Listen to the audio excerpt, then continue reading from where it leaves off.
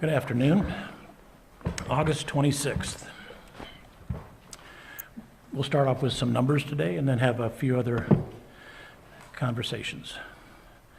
Since Monday, 2 days ago, our state has seen an increase in 1,536 cases and sadly 11 new deaths. That brings the total number of cases in Kansas to just short of 40,000 at 39,937 with 437 deaths.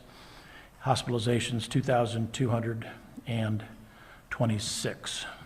And just to put that in perspective in a more nationwide comparisons, we're now getting a report from the White House once a week. When we met with Ambassador Deborah Birx 2 Saturdays ago, and then again with Dr. Redfield from the CDC and Ambassador Birx last Friday, we're starting to use some analytics that help us to compare where we are in Kansas with other states. And our new case rate is at 108 cases per 100,000 per week. That puts us at the 16th highest in the United States. The average throughout the United States at this moment in time is 93 cases per 100,000 per week. So that shows we have some work to do in terms of bringing those numbers down. The positive test rate for the state of Kansas is currently 10.3% of the cases of the tests that we run come back positive.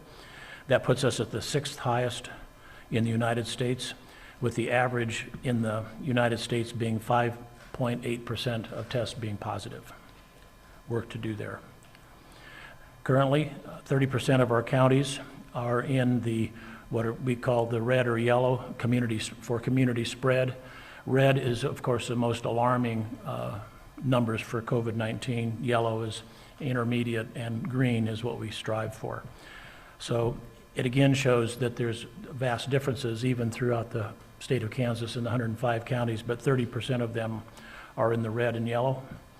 53% of the new cases are related to just 3 counties. So again, there's a marked distribution difference between urban and more rural communities. The good news, the diagnostic tests that are PCR, that's a diagnostic test. We did 36,510 last week in the state of Kansas, which has us compared to other states in the green zone. So that shows that we've picked up and again, early on the COVID-19 task force chaired by Vice President Pence, the math was that they wanted us to be doing or recommended 60,000 cases per month. So you can see at 36,000 plus 500 cases per week, we've blown by that number that have been recommended by the task force, which is a good thing. So it means that we have more and expanded testing and testing options. We have an increase of 11 new clusters since Monday for a total of 153 that we consider to be active at this time. We now have cases of COVID-19 in all 105 Kansas counties. I believe you know that from the governor making that announcement on Monday. The percentage, and this is interesting, again, comparing to nationwide, the percentage of overall new COVID cases attributed to the Midwestern states rose this week to 20%, up from 17% the prior week.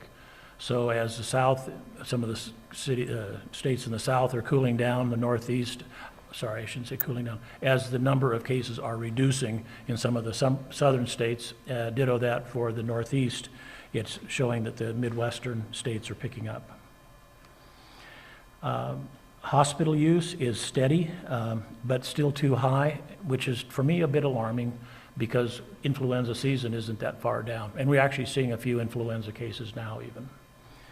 Deaths, we are having less on a per capita basis than we'd had seen in the last few months, but the trend line is slightly increasing. So there's a little bit of good news and bad news in there today, but it, in summary, shows we have a lot of work to do to push down the new cases. Worldwide development is kind of interesting.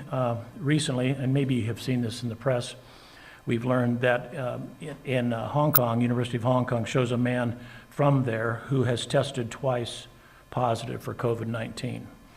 And because we've talked about this all along about immunity, he was reinfected 4.5 months after the first infection, and they feel quite comfortable that this is a second infection. And the reason is because when they do genetic typing of that virus compared to the second one compared to the first one, it's different enough that they feel that it's a reinfection.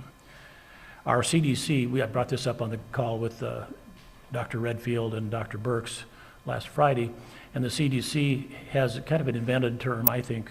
They call somebody that has retested and found to be positive even 2 or 3 months out but no longer sick, they refer to them as repositives, which I think is kind of a made-up word, but I understand what they mean by it, which is the person perhaps is carrying around the virus in their nose even though they've gotten completely better. And we know that that does happen.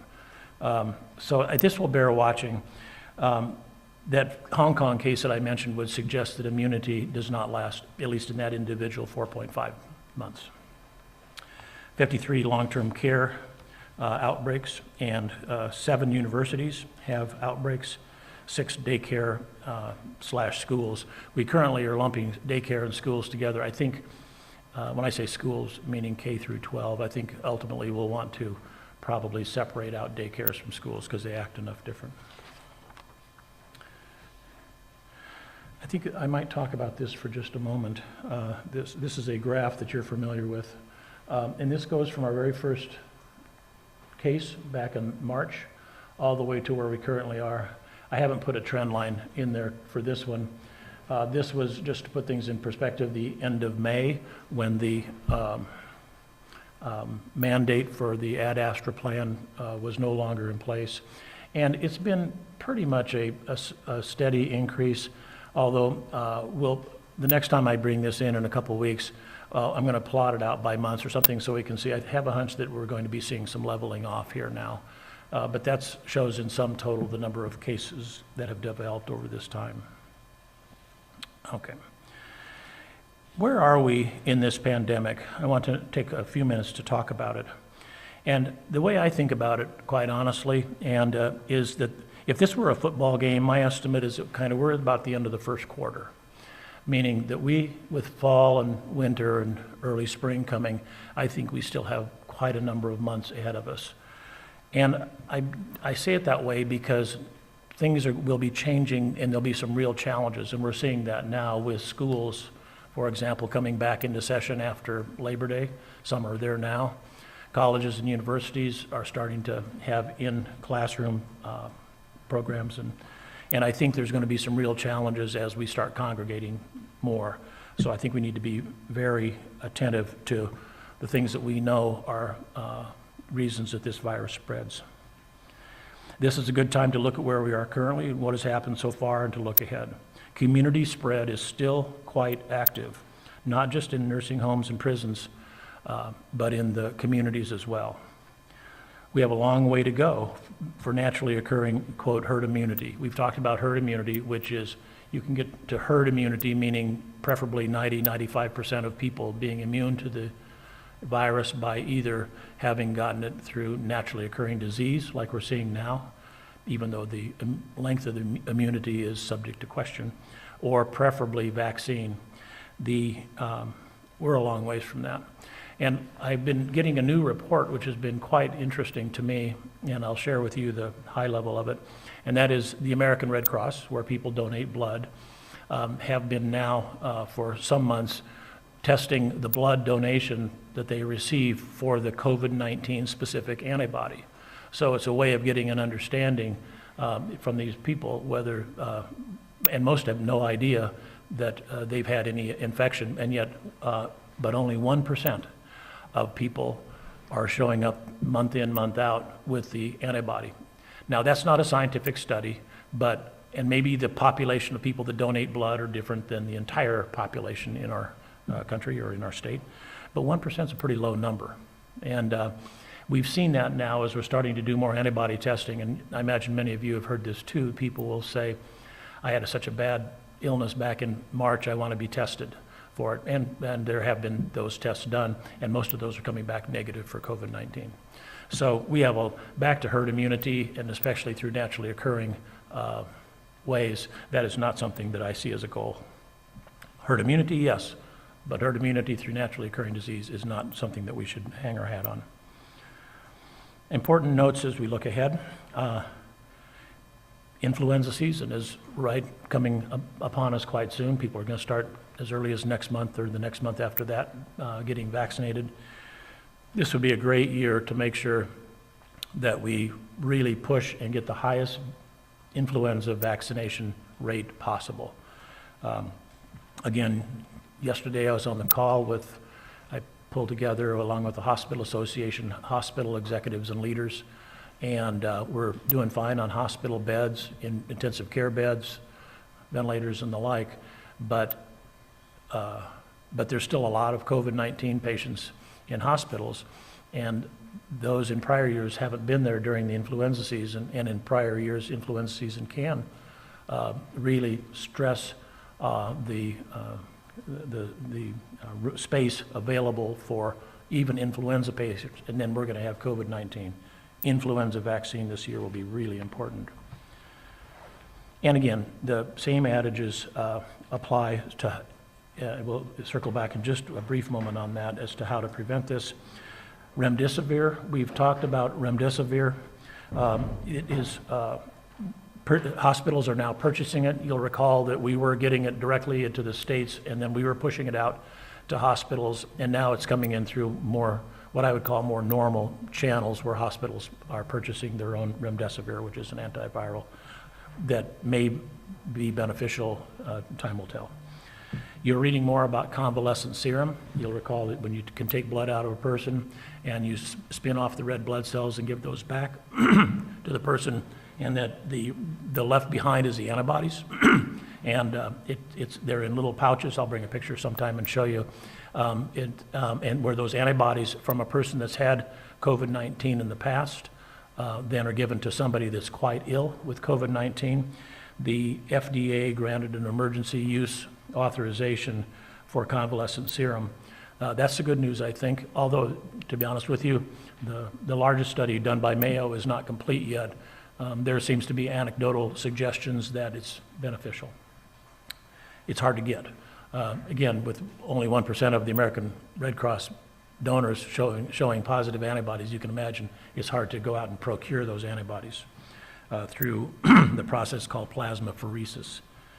And finally, vaccines, not much new to report there. So in summary, one of the things I think is really important message, particularly to young kids, school-age kids, is that we are not helpless against this virus. Now, and people I know are getting a little bit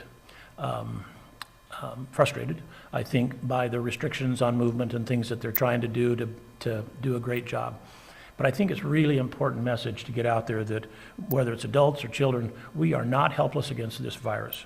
And the things that we know about physical distancing, mask use, we have a long ways to go before we uptick in the mask use, which absolutely work. And then, of course, hand washing and staying home when you're ill, getting tested if you're symptomatic, isolating and quarantining when you are. Those are things that are within our grasp now, and they will continue to be dramatically effective, but we have to do them. But with kids especially, I think it's important for them to say, you are not helpless against this, and we're in this together. That's the end of my prepared remarks. Dr. Norman, I think you just mentioned at the end there that not much has been happening with the vaccines, but is there a timeline? You know, I think people maybe are thinking it's going to happen sooner than it might actually happen. Yeah, I've said all along, and I'm still sticking with it, that I'll feel quite pleased if we have it by the end of the calendar year. Do we have the appropriate infrastructure to handle vaccines? I know some of them in development require very cold storage. Can you speak to that at all? Yeah, there is one of them that requires essentially on dry ice.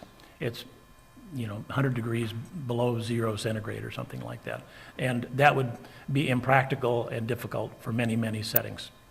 Now, in laboratories and hospitals and things like that, we have that. But when it comes to pushing those out into the community, that would be tough. I think that there is assurance that the manufacturers will have a very high capacity for manufacturing the vaccine. We haven't gotten guidance yet on The prioritization, I suspect that probably it will look a little bit similar to what H1N1 was like in 2009, with the most at-risk group and healthcare workers and first responders who are the most vulnerable. But that cold chain, that's referred to as cold chain management, it will be a real challenge if we have to have things on dry ice, because that's not within a lot of clinics and health centers and rural facilities don't tend to have that. And just to follow up, what have you heard from the federal government in terms of distribution and starting the plan for how a vaccine would be pushed out? Yeah, we've been working with the planning groups at the Regional Health and Human Services Office and the personnel from the four-state region. And I think that there's basically a draft of what it will look like. And it really depends on, you know, what age groups and how the prioritizations and how quickly or slow the manufacturers come through with it. Martin? Is this year's flu vaccine going to be an effective one? What they tested in Australia or someplace? Yeah, the question, Good year for that? it's always a good year for a flu vaccine. But in answer to your question, the question was, how effective will it be? We won't know that until it's in widespread use. And it's not, you know, flu vaccines are never 100%. If 70% is a blockbuster, 45 or 50% is better than nothing. And remember, the vaccine, even if it doesn't prevent, even if it's not a great year for the vaccine in terms of matching what the naturally occurring strains are, even if it's not a great year, it still lessens the likelihood of dying from influenza. And I've said this for only 40 years now, and you know, 26 years as chief medical officer at large hospitals, I have never seen a death from influenza in somebody that had been immunized. A few schools started up the week of 10. Have you seen any kind of clusters from public K-12 schools? How are they doing? We've not seen clusters from K through 12 other than in sporting, in athletes, student athletes. Some other states are reporting cases related to Sturgis, South Dakota, the rally up there. Is that something, anything we've seen at all? You know, the question is, have there been any Sturgis acquired cases in Kansas yet? And I don't know of any that we've seen yet. Keep in mind, it has to kind of go through 14 days after that. They would be seen by a county and recorded and data entry by the county, and then it would make it to the state data repository a few days after that. I think we will see some. Minnesota has a bunch of cases, South Dakota not surprisingly, and I know other states have seen them as well. I'm sure there's going to be a lot of cases. Now, whether the person fesses up that they were there or not, whether they even appear, you know, it's hard to know with 100% certainty, but I'm sure we'll see some. But I don't have any that I can put my finger on and say, here's one that came from Sturgis in Kansas. Doctor, what do you and your colleagues think about just scrapping the whole sports season until January? Yeah, that's a great question. Scrapping the whole sports season. Of course, my feeling all along, and the public health guidance that I think I would give is that this would be a gap year for doing anything that's truly optional, and stick with the things that are truly essential for schools.